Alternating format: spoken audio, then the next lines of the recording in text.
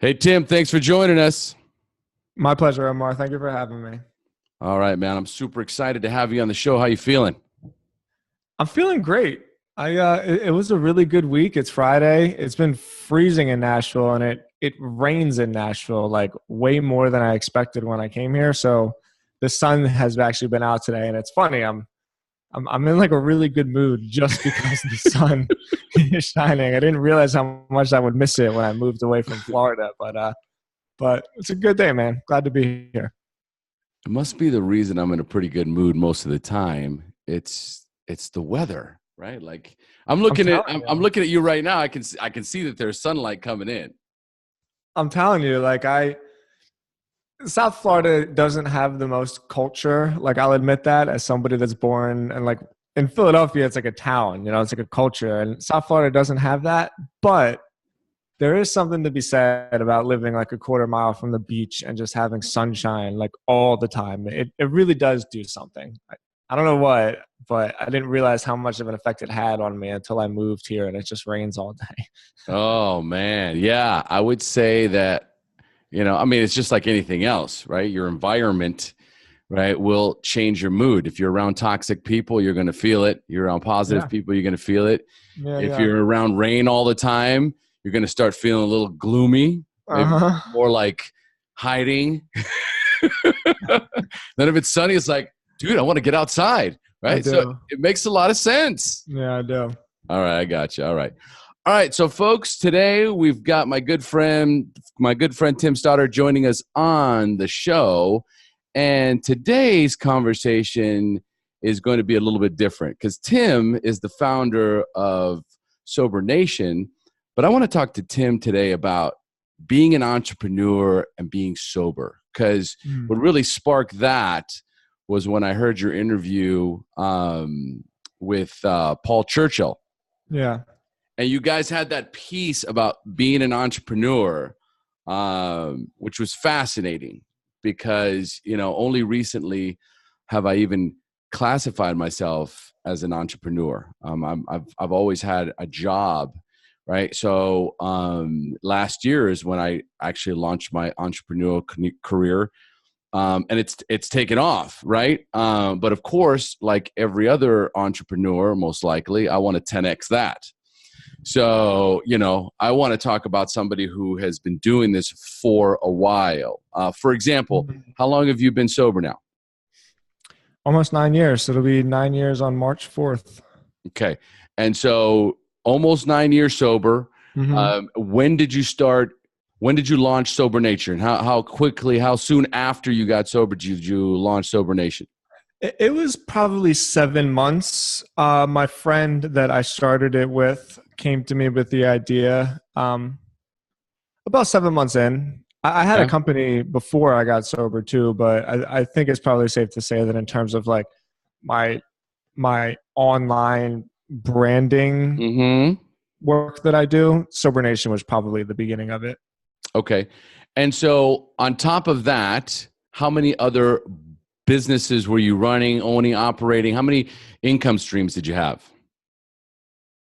At that time, just one, because the little secret about running your own business that everybody forgets to mention on like Instagram and inspirational YouTube videos is that you don't really make any money for the first Mm-hmm. couple years, so truth be told, like I've never really talked about the business side of Sober Nation. But out of all the things I've done, it still has been the thing that has never really made real income for me.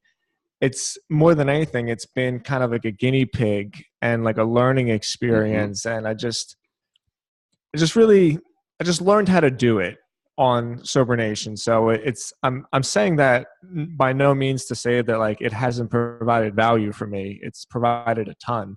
Mm-hmm. It's just been like such a passion of mine.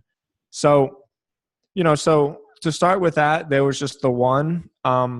You know, right now, I think there's probably six different profitable sites that I'm Mm-hmm. running. Beautiful, beautiful. And this is what I wanted to get into because there is this idea that, Tim Stas right? And then it's Sober Nation, Mhm. Omar Pinto, the Share Podcast. So with the social credibility, the social exposure, the branding that we've done, very successful. We've both Yeah. been very successful in branding our sobriety platforms. Mhm. However, if you throw a dollar amount into that, very small numbers. Yeah. So Yeah. so when my shift was the recognition that, okay, what I have is credibility. So what can I do with this credibility, which is when I decided to launch my coaching platform, and then different membership communities. So how far along, you launch Sober Nation, and just like many of us, we get into the recovery space and we want to do recovery stuff. Okay. Mhm. We want to start a rehab center. We want to do a halfway house. Mhm. We want to just do this whole big giant thing. And at first it's about being of service and how can I be of service? And then it's like, how can I generate an income from this? And how can I do this full time?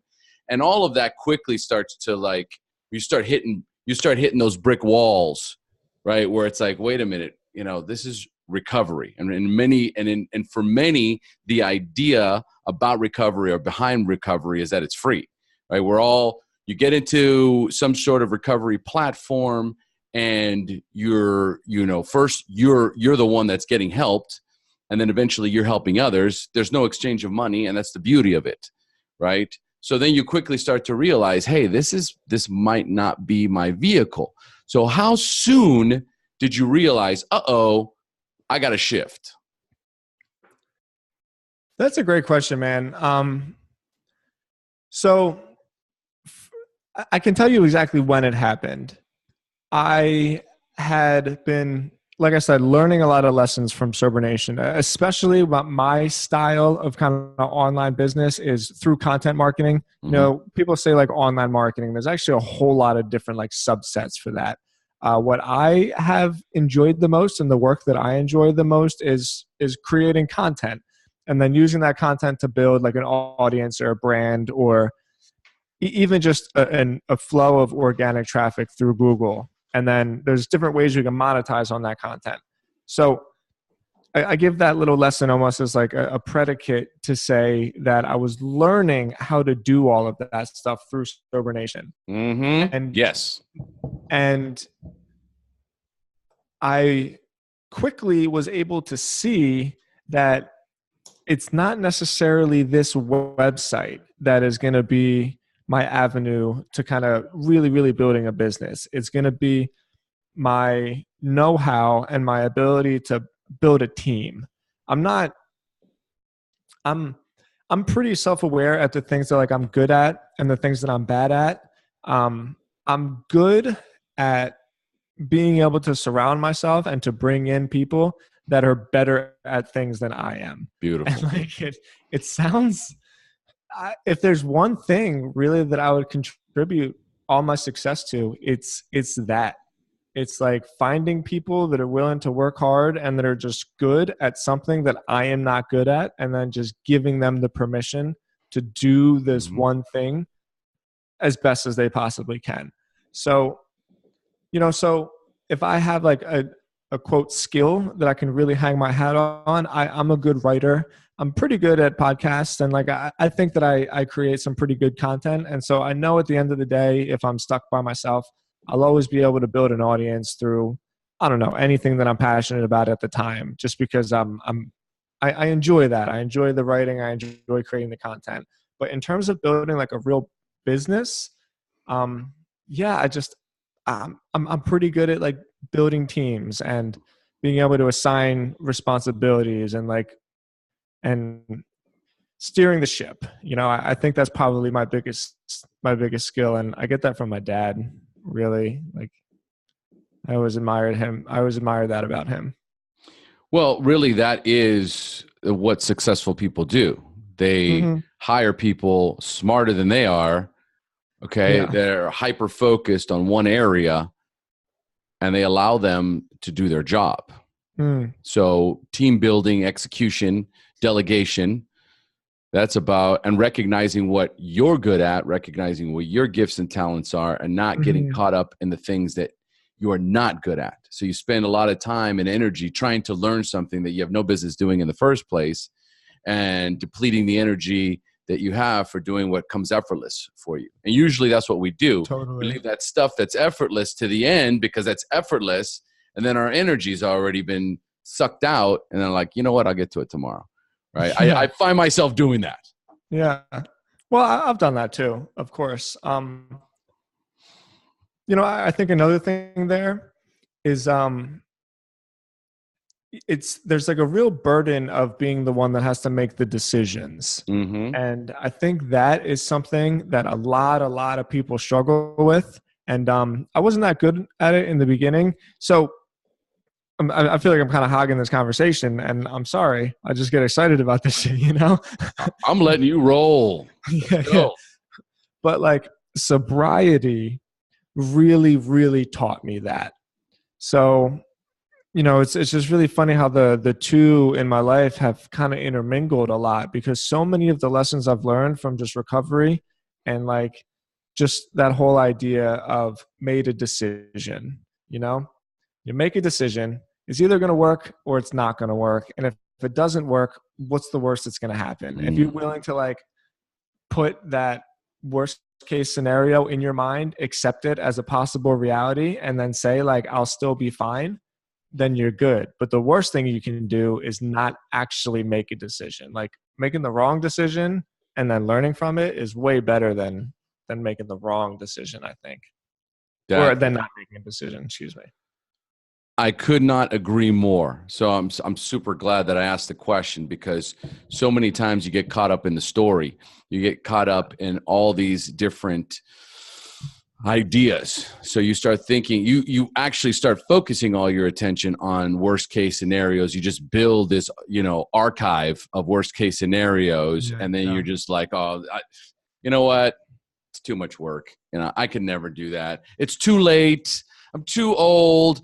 I don't have enough money. And, speaking of money, because here's the thing, right? I'm good. I'm also good at that too. I mean, that's what I did in my life. And even here, I just got to the point where I would be hired to build teams. So I was good at hiring people. I was good at selecting talent, delegating, execution. But then you move into the entrepreneurial space, and there's one important element that's needed there for hiring a team: money. So, so where did that money come from, Tim? Man, I'm really proud. I'm not to say by any means that borrowing money is a bad thing at all. In fact, one of my latest projects that I'm working on is built off of venture capital, and I'm learning a lot about it. And I'm excited to learn a lot about it. But maybe it's just because I grew up kind of on like the lower demographic end, and like I saw my family struggle so much and like really pinch your pennies. I was terrified of borrowing any money. So, luckily for me, I don't need much. And I took it, when I first started, I took it one blog article at a time. I was like, let me just write this blog article. Even before Sober Nation, the truth is I had a blog. It was called The Fourth Dimension. It was basically just me getting sober and just being terrified, staying up all night because I couldn't sleep because I was still basically withdrawing for like 6 straight months. And so I'd just stay up all night and I would write. And then I would kind of see like, hey, people are reading my stuff. And then I'd say like, hey, how are they getting here? And then I'd be like, is there something out of this? So my first ever introduction to content marketing, and why I think it's the thing that like is still close to my heart, is because my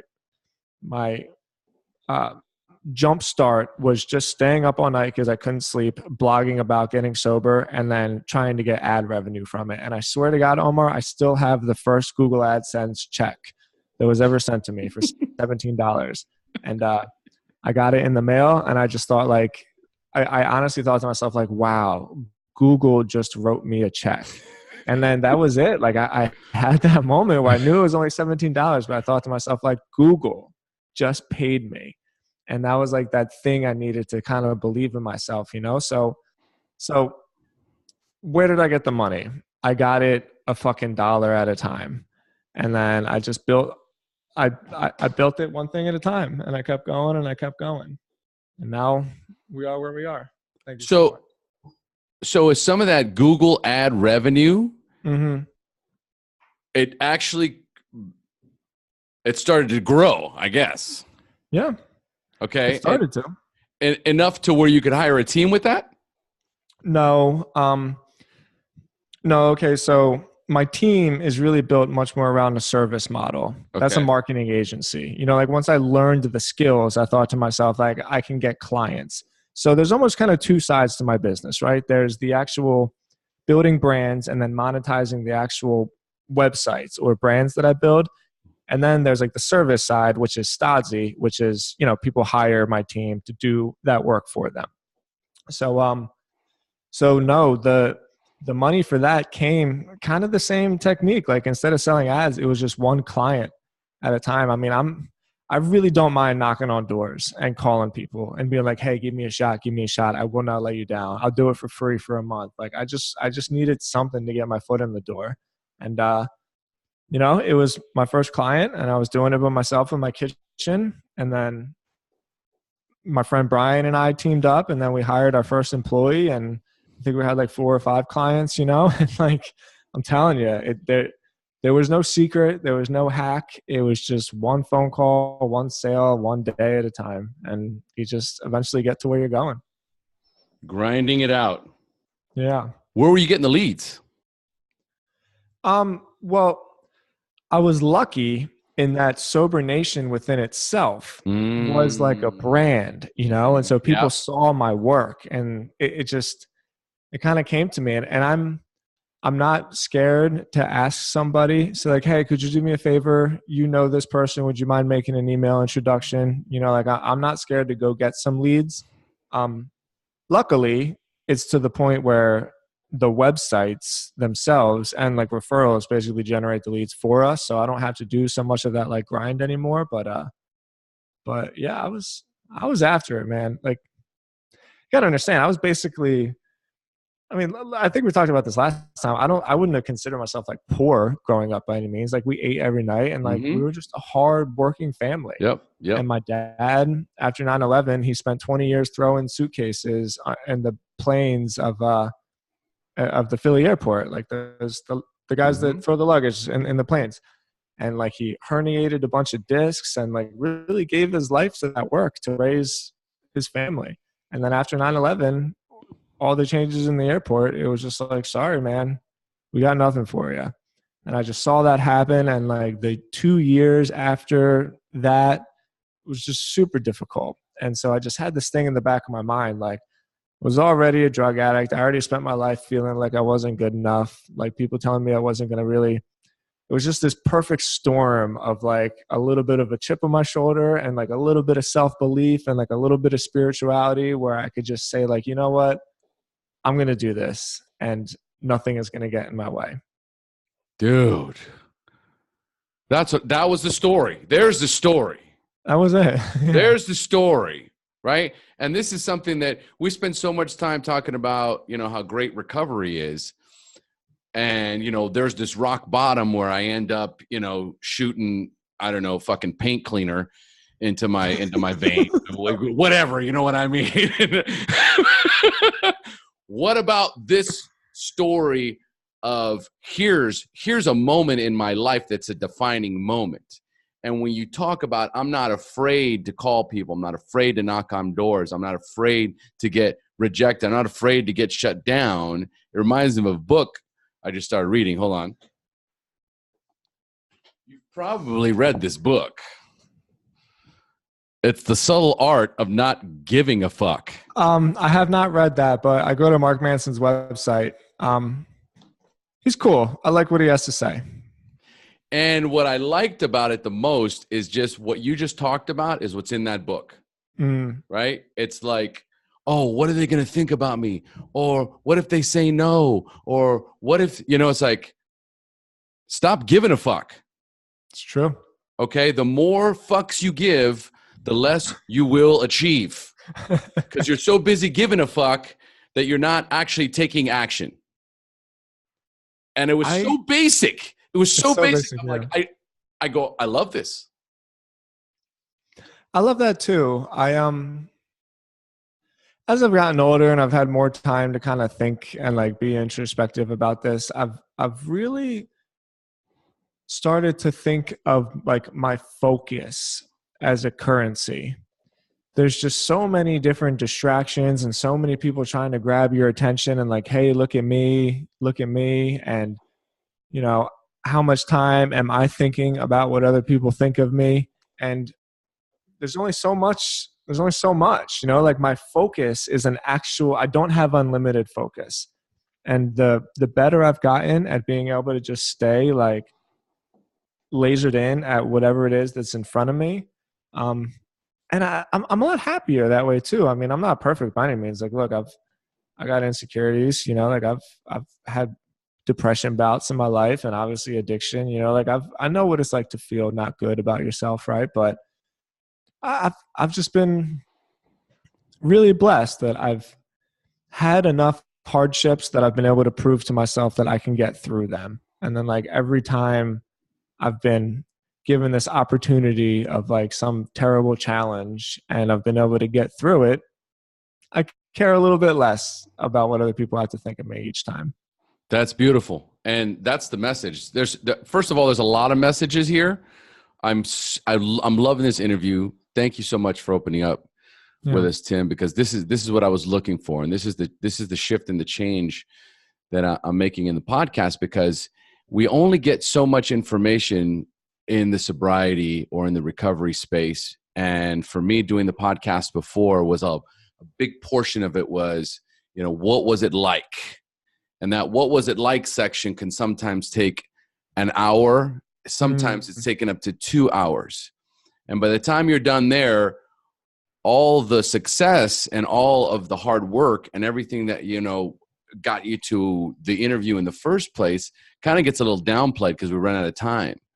So I want to focus on these areas because here's the thing, you know, in many cases, we start thinking about our lives and it's like, you know what?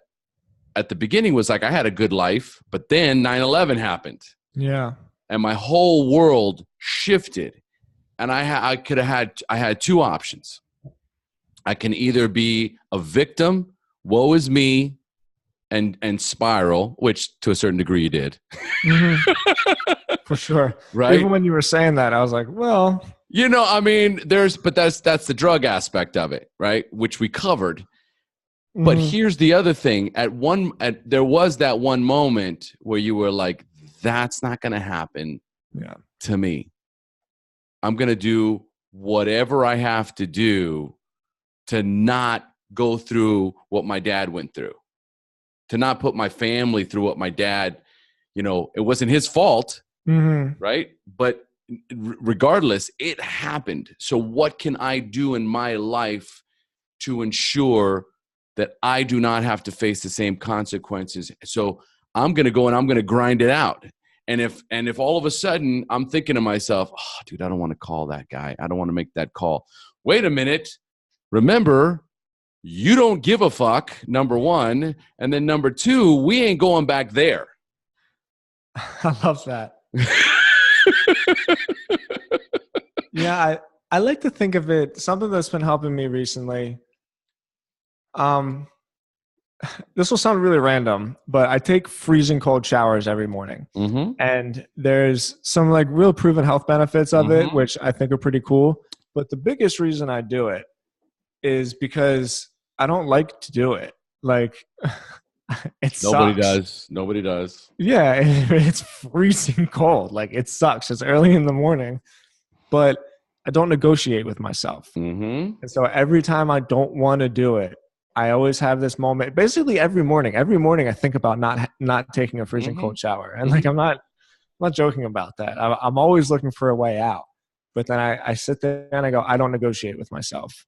Like this needs to happen, and that's just kind of the mindset that, you know, luckily I've been able to develop through just getting through tough times, one at a time. You know, you just build a little bit more confidence each time. And possibly listening to some Tony Robbins? No, not recently. I Really? do like Tony Robbins. That's exactly what he says about his cold dip in the morning. Oh, no way. That's exactly what he says. He goes, do you think I get up? Because it's not a cold shower. Well, Okay. he like It's jumps in his river or something every day, doesn't he? no, it's a cold plunge. That's at Got it. like I don't know what the temperature is, but Cold. it's almost, like I wouldn't even, he said like maybe 56 degrees. I don't know, Huh. but he's like, do you think I get up excited about jumping into a cold plunge? However, I do not negotiate with myself. Wow. It is a No, it must. wasn't Tony Robbins for me. It was actually Aubrey Marcus. That was he's the guy that runs On It. You ever hear of Yeah. onit.com? Mm-hmm. He's cool. He's a little bit too like, I don't know, hippie spiritual Mm-hmm. for me. I don't really live in La La Land that much, and that's his thing, not mine. I'm not knocking him, but reading On It and reading about that stuff was what got me into cold therapy.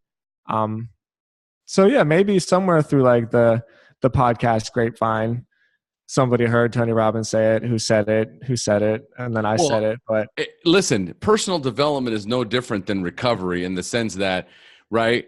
I heard it from my sponsor, who heard it from his yeah, sponsor, who heard it from his sponsor. It's good. It makes sense. mm-hmm. Pass it on, right? And now let me ask you this: is it complete cold shower? I mean, like from beginning to end cold shower, or do you get in warm and then whoosh, crank it into cold? Probably half and half, depending on like how grumpy I'm feeling. I do like to start with a hot shower, but especially days where I know I don't want to do it the most, if I like have a tough day ahead of me. So I don't know how we got onto this topic, but this is what I do, and it really helps me. I'm serious. This is like one of the best things I do with my day. Is before I even turn it on, there's this guy named Wim Hof. If you've never Yes, looked it up, he's fascinating. the Absolutely guy who fascinating. he climbed Mount Everest in his shorts. Yeah, he's He's a out of control. maniac. He's a madman. So I'll stand there and I'll just take like 20 super deep breaths, almost to the point where I'm getting kind of lightheaded, but your body like gets so oxygenated that I almost feel warm, and then like if I take a minute and I get my mind right, it takes probably about 45 seconds to a minute to take like real deep inhales, maybe even longer than that.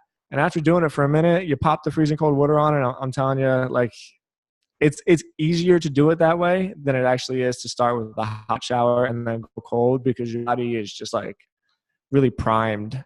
And then after that, when I do that in the morning, I'm like, I'm ready. I'm ready to like run through a wall. It does something for me. No, but Really. the whole idea of priming in the mornings Sure. is like the medicinal value of it throughout the day, the energy that you get, right? So there's the mindset.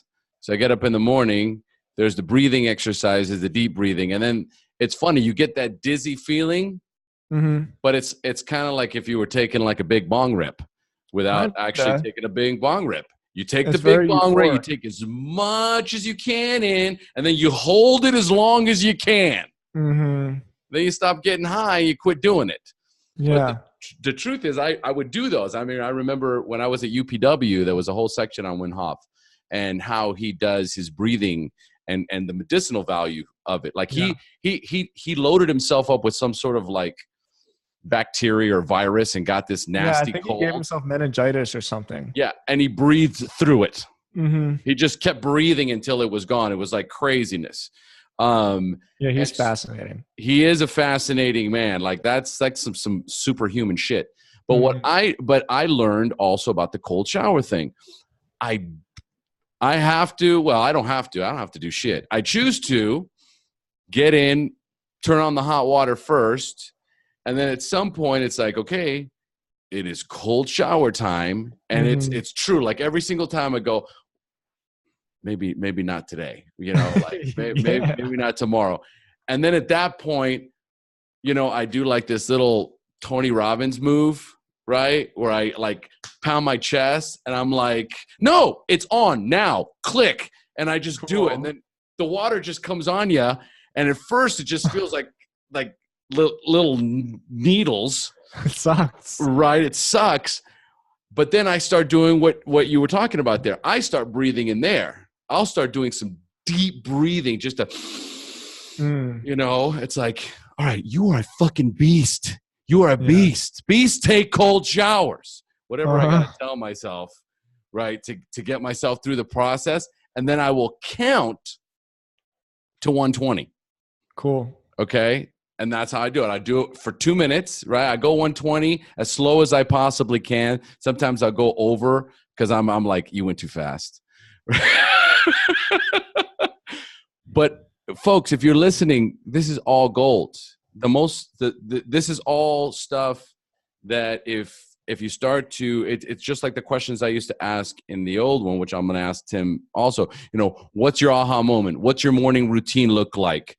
Okay, what are the best suggestions? What is your recipe for success or your formula, right? These questions, what you'll find is that they're very similar. Cold showers, yup, do them. Heavy breathing exercises, yup, do them. Priming in the morning, yup, do it. Meditating, yup, do it. Journaling, yeah, do it. It's all going to be the same thing, and these are the hyper successful people that decide I'm intentional about my day. I'm intentional about my time. I love what you said here, whereas focus as a currency. Beautiful. Because you know what? I'm proud of myself. I don't know where my phone is. Good for you. I have no idea. I have no idea what I did with my phone. It's nowhere near me. So, I mean, that's fantastic. But that thing is a focus killer. And especially for people, a content writer, you got to get into flow. You've got to get into that flow state, and an email notification or a social media notification will knock you right out of that flow state.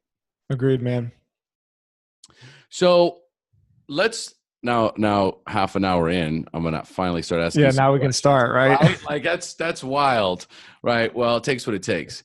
So I don't want to get too long-winded about it, but here's the thing. Well, other than the cold showers, is there some other morning routine that you do? Like, first it's the cold showers. I got to do the Wim Hof breathing before I go in. I mean, you're pretty much jet propelled once you get out of the shower. Is there another thing that you do on top of that?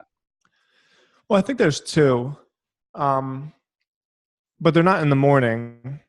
One of them, I think we even talked about, and this is a pretty common thing that you hear people say, which even within itself should really tell you something. But I take my fitness very seriously. One,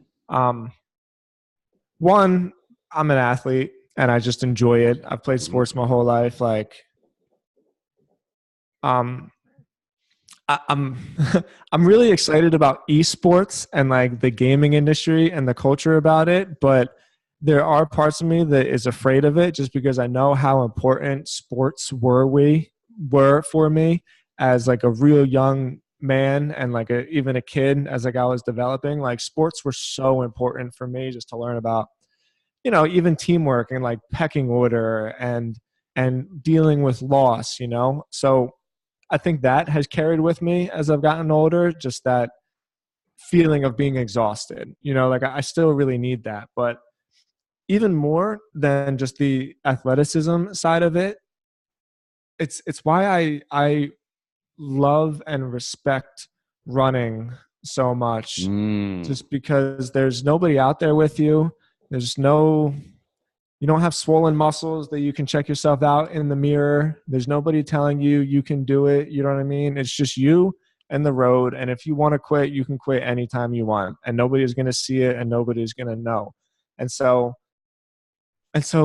I take my running seriously, man. And it's like, this is getting a little into it. Like, sometimes I get insecure just because it keeps me really thin. And like, I wish I was able to keep muscle on a little bit more, but man, when I stop running, like my mind, it takes off on me a little bit. So that's a whole little long-winded spiel just about my fitness, but more importantly, like the meditative aspect of the running that I get.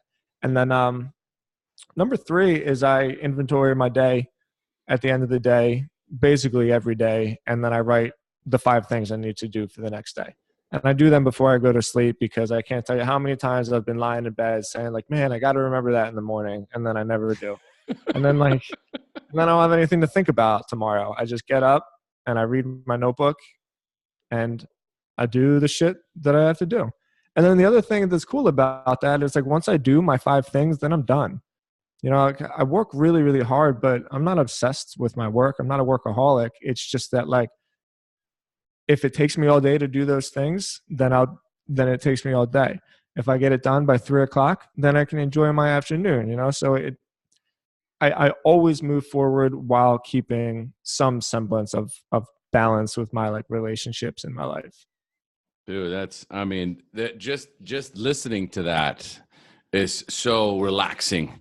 Just the thought, giving yourself permission to only do 5 items. Yeah. Right. Like, so, you know, it's just ongoing. It's ongoing. Right. So it's ongoing.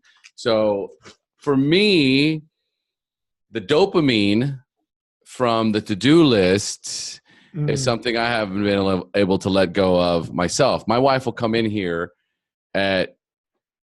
right before she's going to go to bed, and she's like, I'm really worried you're not getting enough rest. Right? Because here's me like, okay. Yeah, ready to go. I could get this one more thing done right here. Oh, and there was that one, right? And so, I mean, listening to that was refreshing, was relaxing, and created a tremendous amount of anxiety all at the same time. Sure.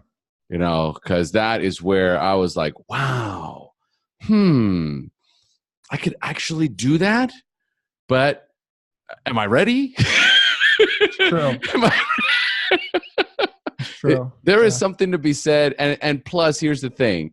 Like, I recognize that for me, there is another added element of where I'm going.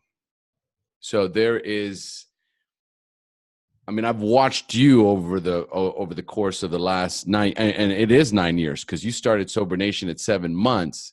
Yeah. And then you started, you know, figuring out what the next business was going to be and writing content. And then you've already done all that grinding it out, right? I'm basically in the beginning stages of the entrepreneur grind.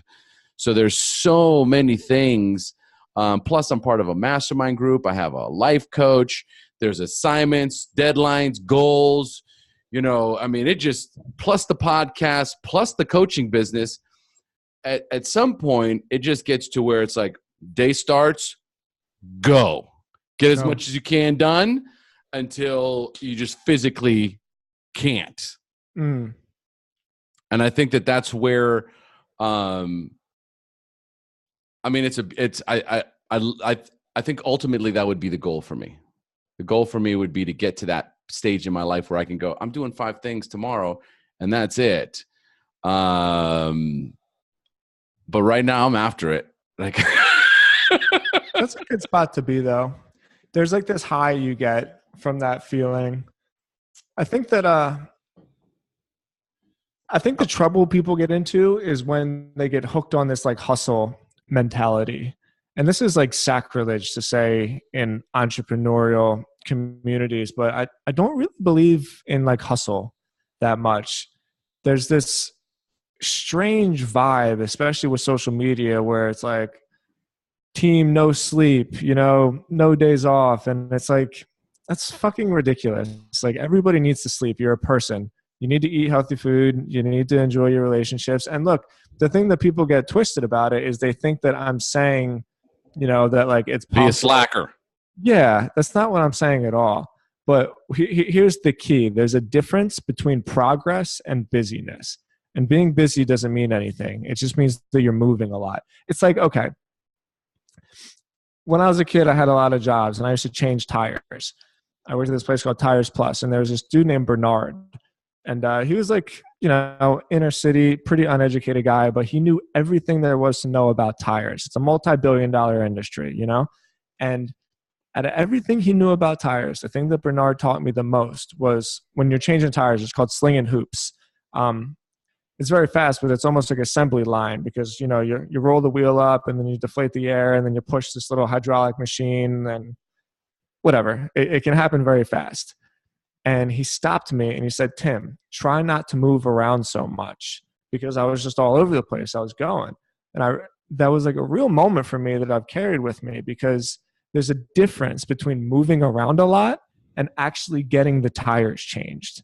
And for me, it's like, my job isn't to be hustle 24/7. Let me tell everybody how fucking busy I am. My job is to change these tires. And then if you think that way, if you change 5 tires a day and you multiply that by 10 years, it's a lot. It's a lot of tires. So obviously the tires are an analogy, but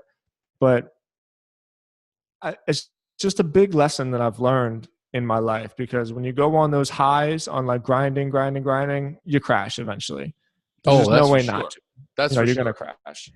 And I'm going to go ahead and piggyback off that and just go, I agree 100%, because being a part of that entrepreneurial space and also being a part of the podcast space. So there are these very intense social media icons. Gary Vaynerchuk, Gary V. All right. He is the hustle king, right? And it's just like, hustle 24/7 kind of crap. Right. And then there is Eric Thomas, for those of us that, the hip hop preacher, Dr. Eric Thomas now. And it is just this, like, you got to grind it out. You got to work every day, every hard. I'm up at 4:00 in the morning every day. Then I was up at 3:00 in the morning. I'm like, I ain't fucking getting up at 3:00 in the morning. It's just never going to fucking happen. Right. And I will tell you this. My weekends are sacred still. Cool. Weekends are sacred. I have time with my wife, time with my daughter, time with my family. We just took a trip we were in Big Bear for a week. Well, I wasn't in Big Bear for a week, but I was in LA for a week, and we went to Big Bear and went to the Critics' Choice Award, and we went to my niece's bar mitzvah, and I didn't have a cellular chip in my phone. I only had it available and accessible during Wi-Fi times. Cool. And it was not by choice. Usually, my wife and I only have one US chip. We're in Costa Rica, so we only have one US chip. And she's like, do you want it on your phone, or you want to leave it on mine? And I was like, you know what? I want to enjoy this trip. Leave it on your phone, right? Because my wife doesn't nearly check her phone as much as I do. I had a very enjoyable trip, and I recognized that I wasn't jonesing like I thought I was going to be jonesing. Yeah. And I got to this point where I recognized that, you know what? I'm done with the phone controlling me. I'm done with the emails controlling me. I'm done with the social media controlling me. Like, the time that I focus on, and the reason why I have a coach and the reason why I'm part of a mastermind is because I have financial goals I want to hit. That's what I'm after.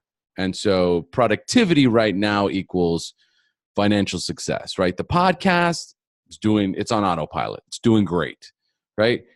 I've got a large community that follows me. So do you, right? We're doing massive amount of service, right? We've accomplished the things that we want to accomplish in that space. And now I want to accomplish some other things. And it's okay to shift, man. It's okay to go, okay, this is cool. This has served its purpose. What's next? Don't get stuck. It's a relief to know that I'm not totally alone with that, because there'd be, that's why I deleted my social media, because if you chime in with that kind of an opinion, people are like, oh, like, you just must not want it long enough, or you must not want it bad enough. But then I'm like, I don't know, like, my body of work, I'm not after attention, I'm after results. Well, yeah, there you go. Yeah, that's perfect. Stop giving a fuck, right? Yeah. Like, I don't give a fuck what anybody thinks. And here's the thing. There's people out there that want to hear this message. They're so consumed with hearing about how I got to hustle that maybe they don't decide the entrepreneur space isn't for me. As much as I hustle, I don't hustle as much as I don't compromise as much time as you would think. I still have time to work out. I just joined a CrossFit gym. I still have time to spend with my family. You choose how you want to spend that time. But ultimately, there is this whole idea of I have to support myself. The business has to be sustainable. So you do have to put in the work. You have to put in the time. You have to make it happen. Yeah. Because no one's going to make it happen for you. Yeah. And look, it's not like I haven't stayed up all night working before, like I think that's just the biggest, and I don't want to beat a dead horse about it or whatever the expression is, but my point is it's just, I'm not after being busy. I don't like that. Yep. I'm not after moving all around and let me text as many people as I can and post as many pictures as I can. It's like I want to have like real positive impact in the world. And I don't think any amount of busyness is going to get me there. I love it. So we've talked about daily routines. How is your spiritual condition? What does that look like? What's your spiritual practice look like? Yeah, I think it's like anything else. It comes in waves. Some days I'm feeling super connected. Some days I'm not feeling as connected. I was again, like I just feel so fortunate in some ways that things clicked for me.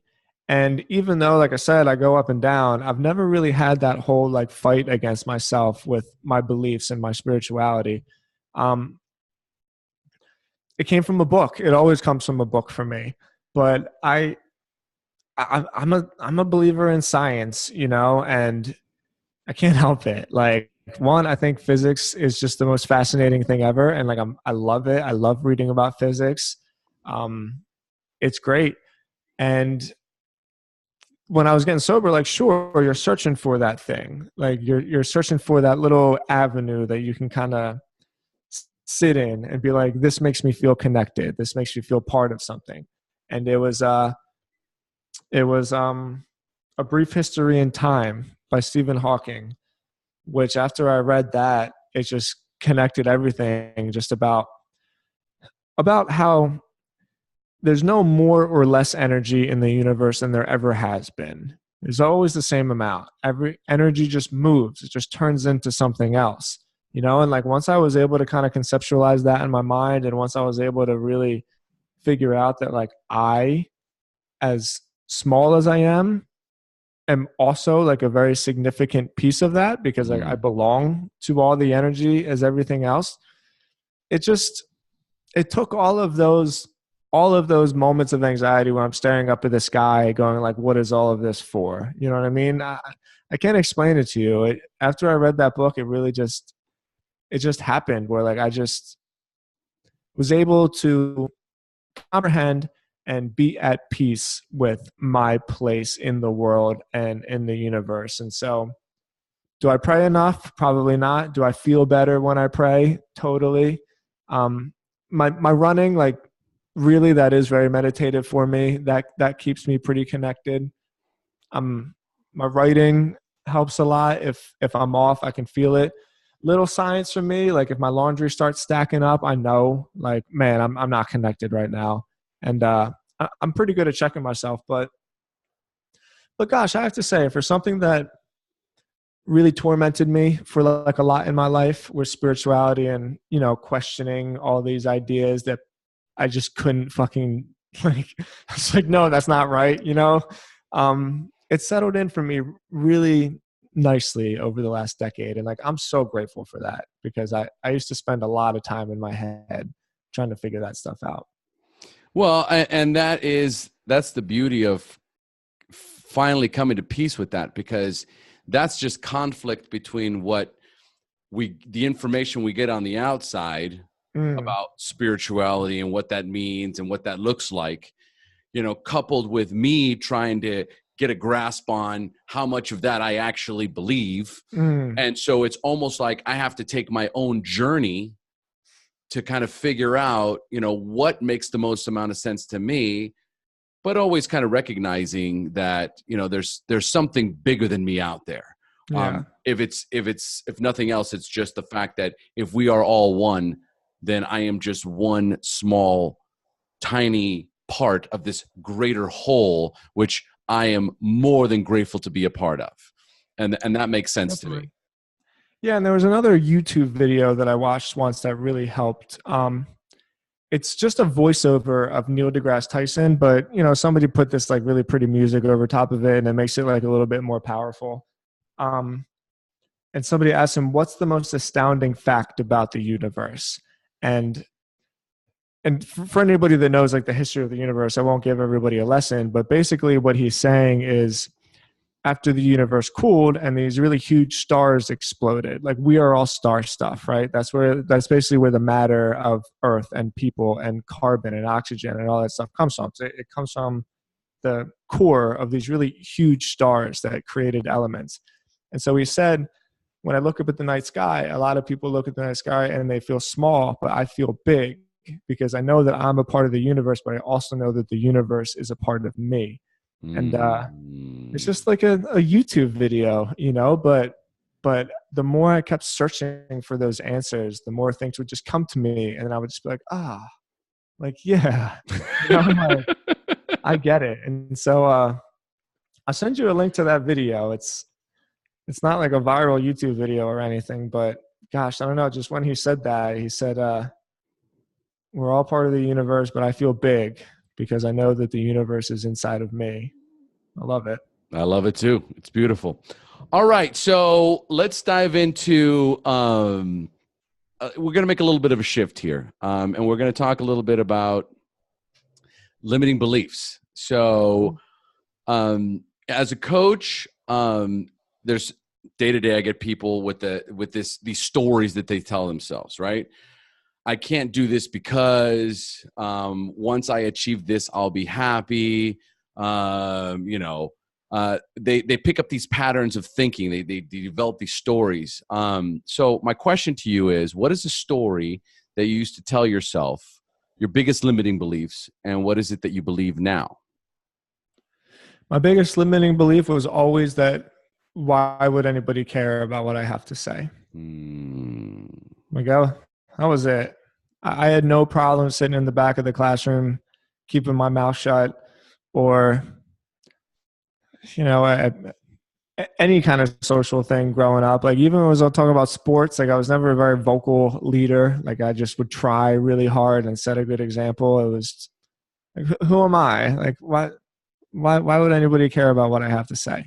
And the story that I guess I've told myself is that I don't need everybody to care. Like, the thing that I'm looking for is to find the people that do. I don't need a lot of them.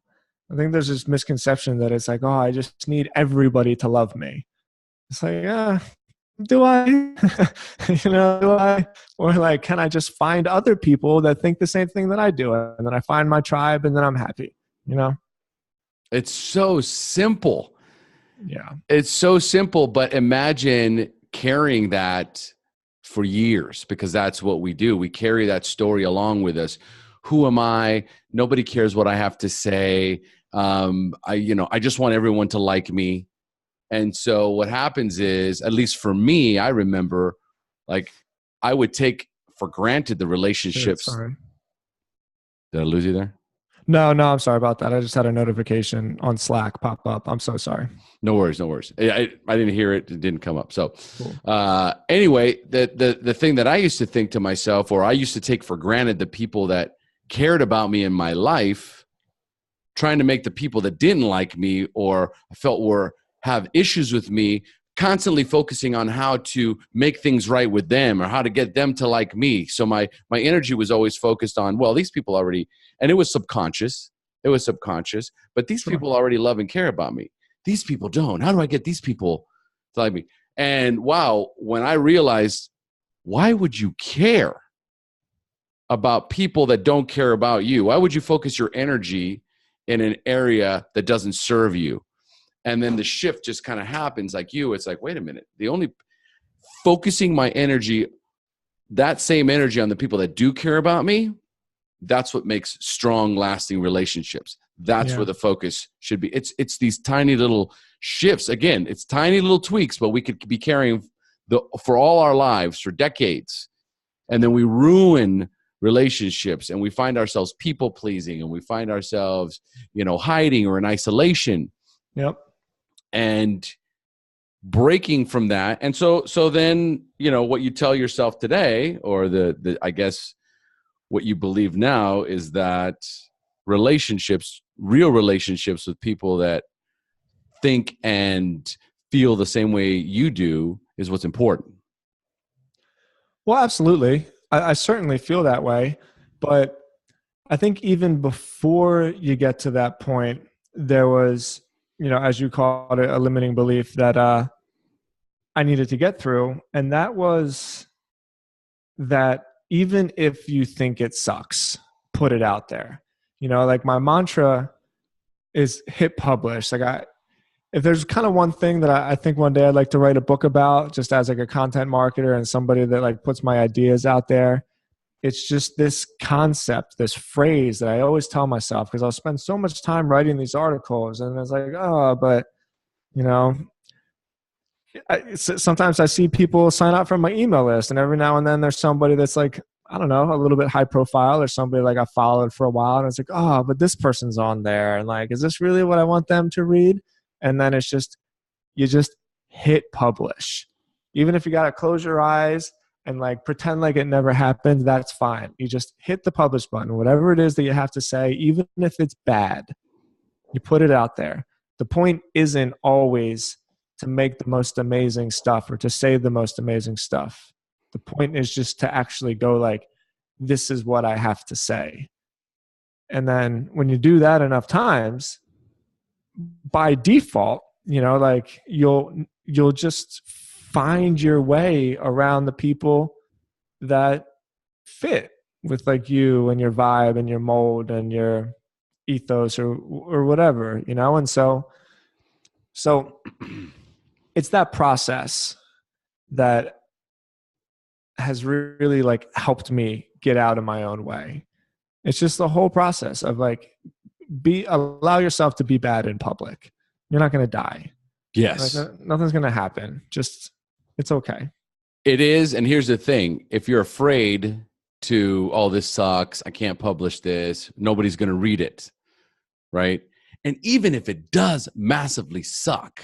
Yeah. Okay. Once you're on number 50, it stops massively sucking. The difference is you'll never get to 50 if you don't publish one. Exactly. That is like you totally get it. Seth Godin has this quote that I think a lot is like, everybody wants to show off their best work. And so I say, okay, then where's your bad work? Because that's just what it takes. Yes. You know what I mean? Like it's just what it takes. So hit publish. Yeah, hit publish, man. Honestly, like I don't have that many original ideas, and I'm sure somebody has said the words hit publish before, but at the same time, that's one that I always think to myself, like, you know what? I think I'm on to something there. So I can use it. And I will. So, I'll be able to quote Tim Stoddat later on. Cool. All right. So many of us have had a moment in our lives when we drew a line in the sand and said to ourselves, not one more day, not one more hour, not one more minute. I will no longer tolerate this in my life. What was that pivotal moment in your life when you turned it all around? What was it that made the difference for you?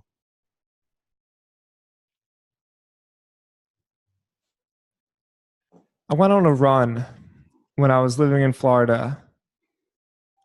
What kind of Gosh, run? I never even realized how like important this was until you just asked that question. But it was a very long run, and I told myself before I started, I mapped out the route, and I told myself I'm not going to stop running until I finish. And I finished, and I'm telling you, like my body was wrecked for like 3 days.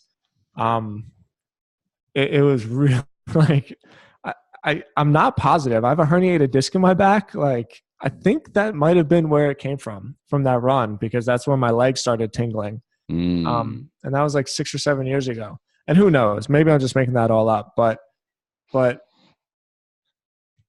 would always kind of like, I was always pretty good at things, but I was always too scared to actually try to be like the best at it. Because that same limiting belief, like who am I to be the best? Like I'm a really good lacrosse player, but am I really the best lacrosse player on the team? Can I be if I like tried hard enough? You know, like I'm a pretty good writer, but can I actually be like a successful writer? Probably not, you know?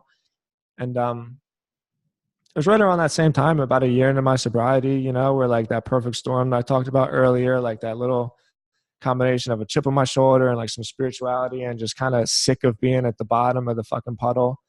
Um, the last mile of that run, you know, I remember every single step and it hurt so bad. Every single step I took and it hurt so bad. And there's even where I was living in South Florida, you know, how everything is like in gated communities, right? So you can get through the gate. And I told myself before I got there, I'm not stopping at the gate. I'm stopping at the stop sign because there's probably another eighth of a mile. Like once you got through the gate and then you turn this corner and there was a stop sign, a little intersection. And then, you know, there's a big white line because it's a stop sign. I told myself I'm stopping at the stop sign. God, I even remember getting through the gate, just being like, I don't know if I can make it. I'm telling you, I get choked up now, even just thinking about that moment in my life. Like I was in so much pain and I fucking did it. And I don't know. I think that was a real moment for me where I was just like, it's just pain. Like it's okay to be uncomfortable. It's okay. You know, like, I don't know, man. That meant a lot to me. So, and that's huge. And when you were talking about the running, I was going to ask you about this, but we're on all kind of tangents. Yeah. But you know, the runners, the ones that are the intense runners, they're after that runner's high, or what happens when you get to that point of exhaustion and you're like, oh, I'm finally reached this point where normally I would stop. Now I'm going to push through a little bit further because I want to get to that moment. And so you had already passed that moment. Oh yeah. I don't know how many miles back. Your mind was just going into all these different places. What was the biggest takeaway from that experience? You're asking the perfect questions because I can tell you the exact answer. The takeaway that I got was one more step because it was really late at night. When I lived in Florida, I used to like running at night because I don't know, the clear nights in Florida like were really important to me. And right when I didn't think I could go anymore, there's a song called Strobe by Deadmau5. It's like this 10-minute long, real epic kind of electronic ballad. And it has this like amazing drop in it. And it's great. And while that song was playing, I remember thinking to myself, I can take one more step. And like, I was in so much pain, Omar. I'm telling you, every single stride I took, I was like, just one more. And then I take that one more. I'd be like, okay, just one more. I get to that one more, but like, just one more. And like, I don't know, after it was probably the last 2 miles, I don't know how many steps I take in 2 miles, but I'll just say 2,000, you know, after 2,000, just one more's, you know, like I finally got there. And like, I'm telling you, man, I couldn't fucking get off the couch, you know, like it was hard. I had no business running that far for the kind of shape I was in at that time. I was really kind of just getting started, but I broke that thing inside my head. And that's really going so far, just getting to that point where everything in your being is going, enough is enough. We've had enough. And then there's that little voice inside that's going, just one more step. Mm-hmm. And that is what can either propel us into greatness, which is just one more step, right? Just one more, or can it also send us into absolute, you know, crushing disaster because I'm just going to do one more. Because I remember saying that to myself too. I'm just going to do one more. I'm just going to do it. And that's it, right? So one more can get you that much closer to rock bottom, or one more can get you that much closer to ultimate success. Yes or no? Yes. Yes. Yeah, yes. That is such a beautiful story because really once you get out of the fucking out of the rabbit hole, if you just take one more step towards what it is you're after, okay, eventually you're going to get there. Eventually you're going to get there. Mm. I love it. I'm so glad I asked the question. And as a matter of fact, the next question is, tell us about an aha moment in your life when you realized you were turning it all around. When you realized you were now moving in the right direction. I think that's it. Probably not, honestly. That was like a big breaking moment in like, Okay. I don't know, like imagine that my mind was in like a cast, right? That was like a moment where I was able to kind of actually stretch my arms out and like break out of the cast, where it's like I did it before. I know I can do it again. But I was still very directionless at that time in my Okay. life. I Okay. didn't really know where I was going. When I think of direction, I think that's maybe like a different story. Um, maybe not as like profound an example, but there was a moment I remember when I was at Stodzy, which is still going on, but there was a point where like the entire team at Stodzy worked out of South Florida. Now we're all over the country. But there was just a moment where I remember sitting there and I looked over and Brian was working and I could hear like all the chatter in the other room. And we had 3 different rooms, one for like the content creation, one for design and development. There was another outreach room, which was kind of like when we create content, there's a team that reaches out to people and promotes it, and then there was me. I was basically like in charge of marketing the brand, like building up the website of Stodzy to bring in new business. And then my partner, Brian, was a lot more like managing the clients and also managing the books because like I fucking hate that. But so like I painted the picture and there's posters all on the wall and like we set up all these cool lights and everybody's working together and chatting and laughing and like we're doing great work and we're getting really positive reviews. And I remember just kind of sitting back at the desk and just be like, damn, like I think we're doing it. That was a cool moment for me. It was probably like 3 years ago, I don't know what day it was or anything. It's not as clear as like that running moment, but yeah, well, I remember sitting there really feeling like, you know what, Tim, like you're doing all right, Oh, you know what I love about that story is I was there. I was transported. I could actually, I Cool. mean, I have no idea what your office looks like, but all of a sudden this office just appeared in my mind and people like bustling. And I could just, as you were sitting there in your chair, I could imagine you in that moment just going, I did it. Yeah. Like, we did it. We did it. I did it. Any way you want to look at it, we're here, and this is, and you say it was 3 years ago, which means, wow, that's 6 years of work to get there. It was a lot, man. We worked really, really hard and we still work really, really hard. It's just a little bit different now because like we leverage technology a lot more just to communicate. Like I'm in Nashville. There's still people in Florida. There's people in Columbus, Ohio. David, one of our developers, on like, I don't know, some spiritual journey right now. I think he's in Japan actually. So it's different. There's things that are really a lot better. There's what I'm saying. There's some benefits to running a business more like remotely from like digital, but you lose some things too. And we lose those moments where we all kind of just sit around and take a second to realize that like this is actually what we get to do every day, like hang out with each other and just do work that we love and make money. And it was really cool. Yeah. I miss it.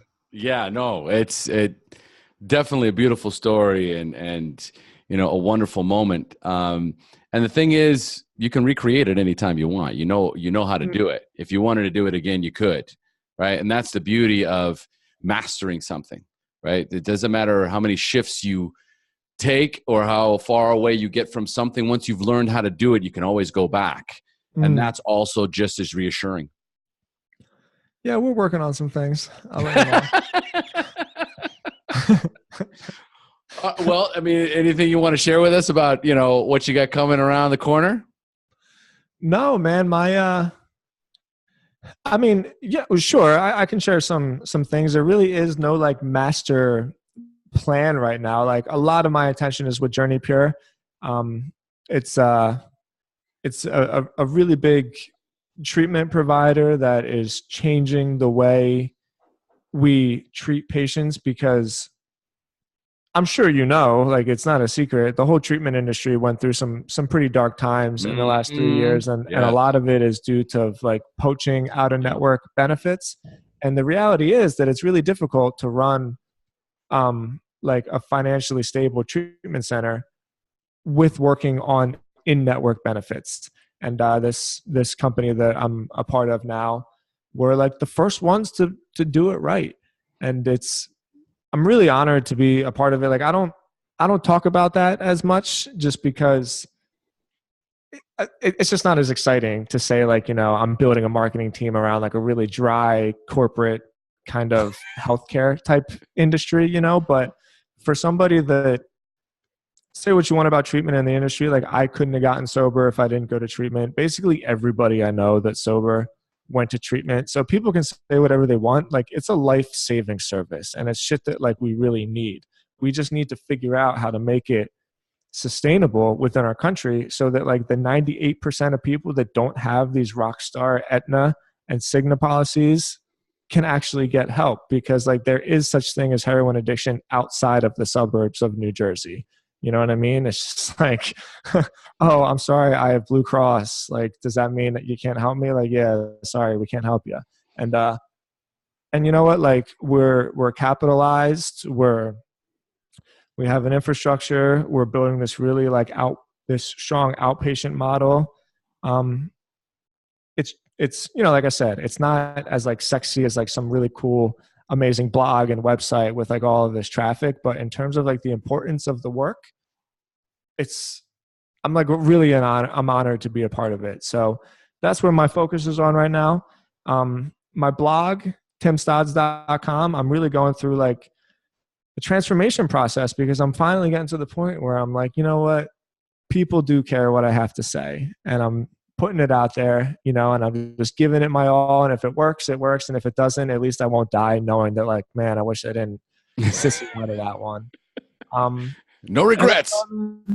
Yeah, right. And then Sober Nation is still doing its thing. Like, luckily that website is mature enough where like the team can basically handle it, and I don't need to be doing the same thing that I used to have to do. But man, I just that website, it just sticks with me everywhere I go. You know what I mean? I'm not ready to, I just really, really love working on it. And then I guess the last thing, there's like I was telling you before about esports. I'm not like a huge gamer by any means. And I do think that there are like dark sides of video game addiction that people need to take seriously, but I'm really, really fascinated by like the community of online gaming and streaming in particular.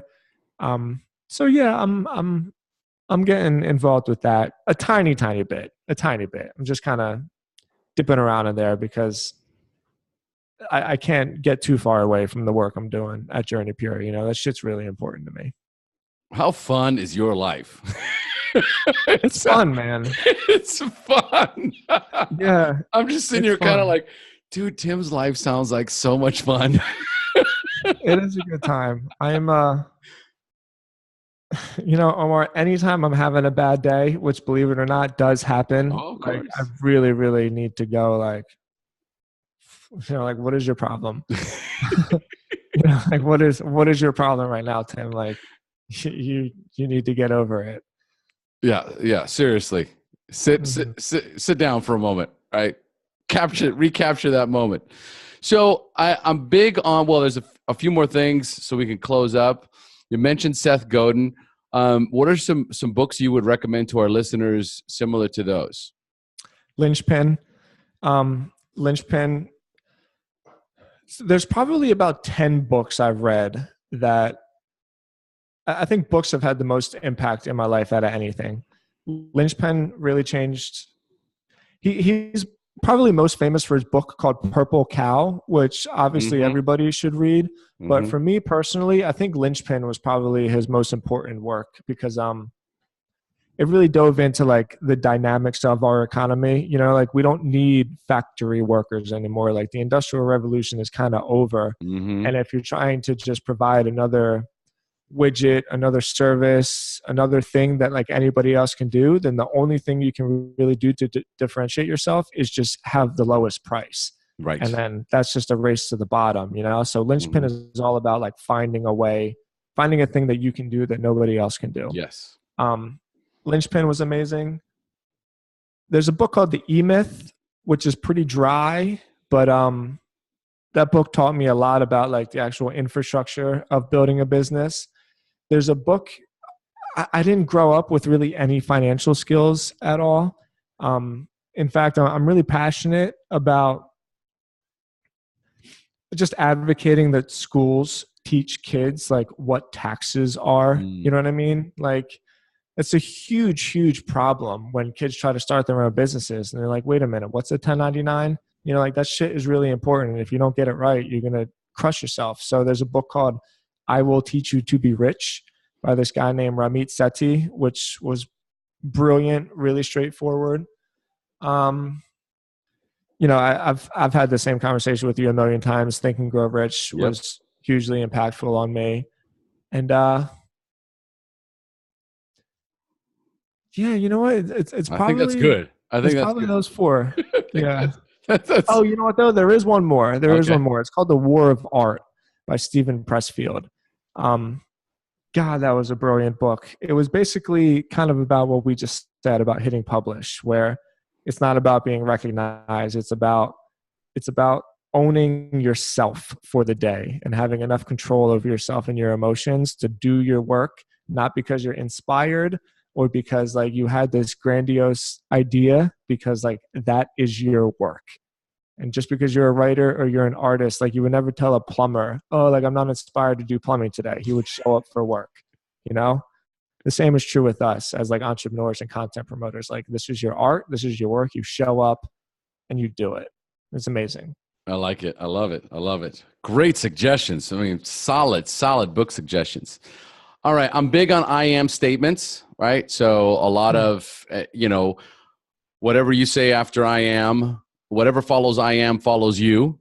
And so, people in many cases don't even recognize, what the language that they use is creating their life. It's manifesting itself. I'm tired.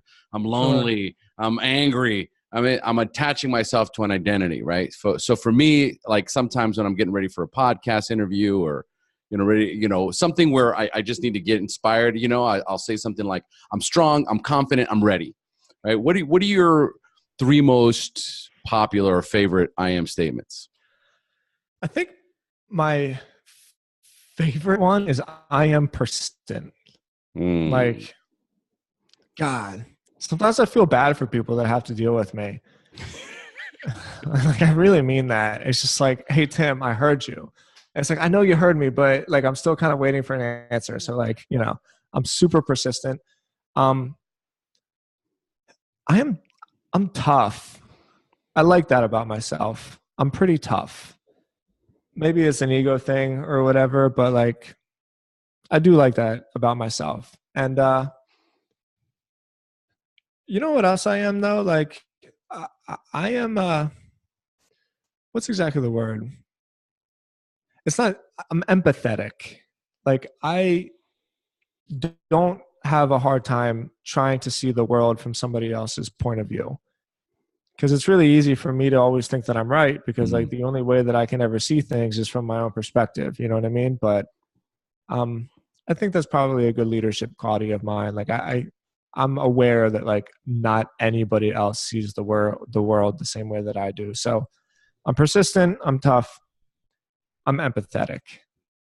It's a nice balance too between, being persistent and being empathetic, right? Because at some point you got to get to the point where you understand that not everybody, oscillates at the same revolutions that I do. So maybe, coupled with that, it creates that balance that I need.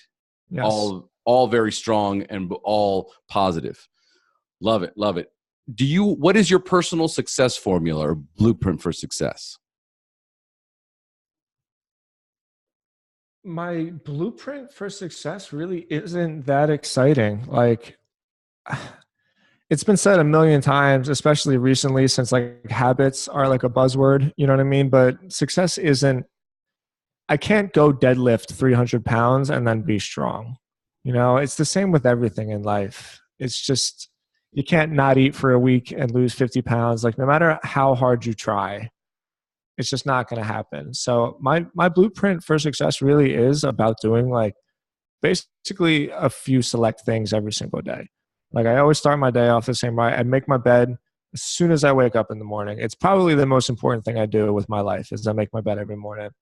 Um, I write my list every night, no matter what, no matter how bad my girl is like, Tim, come on, come to bed and come sit on the couch with me. And like, I really, really love hanging out and watching Shark Tank with my fiance, like I fucking love it.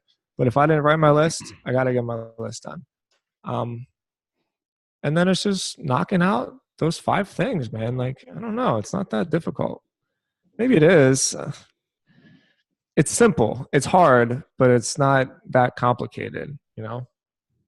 Love it. Love it. Simple, but not complicated. But really, it's about being consistent. It's just that consistency. These are the things that are non-negotiable in my life. Yeah. And you know what, though? We've really been talking a long time, and thank you so much for having me. I don't want to like keep dragging it on, but I think there's another point in there which is about faith, because it was explained to me that faith isn't a spiritual thing. Faith is believing in something that hasn't happened yet, So like, it requires faith that like, if you do something today, it will have an impact a week or a year from now, So like, the shit that I'm doing today, like, I spent 2 hours yesterday writing a blog article about getting started on building a personal brand. And like, I don't really think it's going to mean that much right now, but eventually I know that article is going to get picked up on Google. I know somebody will find it and share it on social media. Like, I have faith that those things will happen because of what I did now. So like, yeah, there's the persistence in my daily habits, but like there's like an overarching thing through the whole thing where it's like, you got to have faith that like, in doing that stuff, it's going to mean something. And just because you can't see it doesn't mean that it's not there. Dude, I redid this whole model, the introduction, or oh my God, I can't even think about the name. Let me scroll to the top here. I don't even have it right here. This new format. Thank you, Omar. My God, hello. I wrote this new interview format because I wanted to keep the interviews under an hour. Right? Oh, yeah. And it's just once you get into it, especially now, I want more. Right? Before it was really starting to drain me in the sense where there was so much of the past that we were talking about, and that's not the case anymore. So each one of my interviews now, it's like I'm watching the clock going, dude, way over an hour. You're right. There's still more questions I could have asked you. There's probably 5 questions that didn't even get answered. But the point of the matter is that we've got so much in this interview in and of itself that we're just going to end. As I was listening to you say that last part, I said, we're going to close with that. Done. that faith. Faith is believing in something that hasn't happened yet. Faith is believing in something that hasn't happened yet. And that is what we all are missing, is the idea that the hard work that I put in right now is going to have delayed gratification in the future. And for those of us that are struggling with recovery, it's because we're still stuck in the addiction mindset, which is, how do I get it now? That's not what happens in the real world. The real world is you work now, benefit later. Yeah. Beautiful. Tim, you rocked it, bro. Thank you so much for joining us, man. Sure. I'm really not that cool, though. I swear to God, I'm really not that cool. I'm kind of boring. That's the thing about that humility factor. But yeah, there it is. But just remember that I'm way more humble than you are, Omar. Because I'm a fucking rock star, and I don't apologize for being awesome. I just won't. I just don't. All right. Yeah. And the thing is that, as whether you want to say it or not, your actions, your life, your businesses, they speak for themselves. Success. So I applaud you for that. Thank you. Likewise, man. Thank you, brother. Thank you. Mm-hmm. All right. Once again, folks, we've now reached the end of our show. Thanks for joining us. And as we say here in Costa Rica, pura vida. Pura vida. And that's a wrap.